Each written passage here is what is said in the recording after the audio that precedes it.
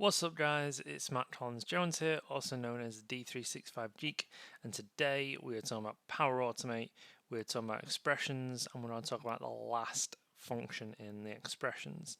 So what is last? Last is the ability to look through a string or look through an array and return the last value. So in terms of a string, it'll return the last character in that string. In terms of an array, it'll return the last object inside that array. Let's take a look at it. So I'm here in my manual trigger flow.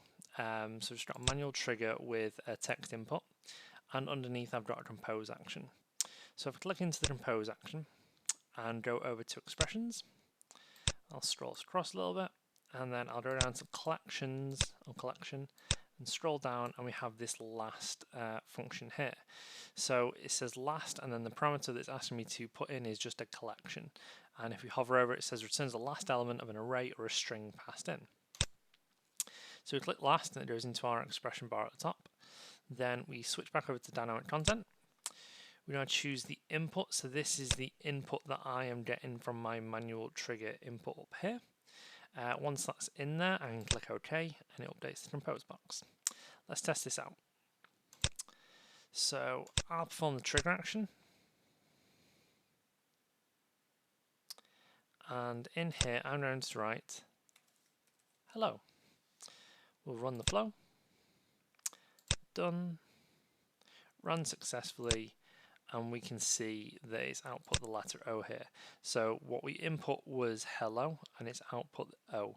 So that's just taking the last character of the string that we put in. But this also works for arrays as well. So let's take a look at that.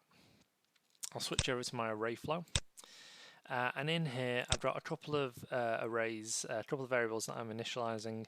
One of them is an array just called list, and we've got two objects in here, one for Dean Herb at Trontoso and one for Keith Taylor at acme.com.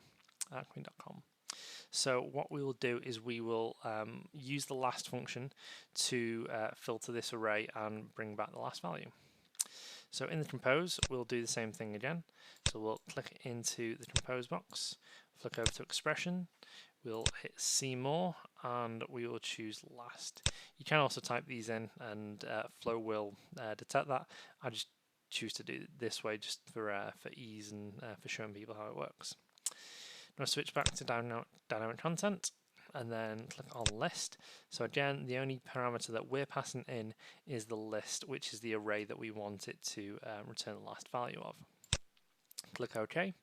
It'll update the compose input box, and we'll test. So I'll perform the test, run the flow. So this is just another manual trigger flow. It runs successfully. And the initialized variable, we've got two values in here, as we've shown earlier, Dean Herb and Keith Taylor. So presumably it should show Keith Taylor in this box here. And there we go, it shows Keith Taylor. So this is a really handy function, especially if you're getting a lot of data through in arrays, and maybe you just need the last value for some specific reason. I always like to know what people are using these things for, so let me know in the comments down below.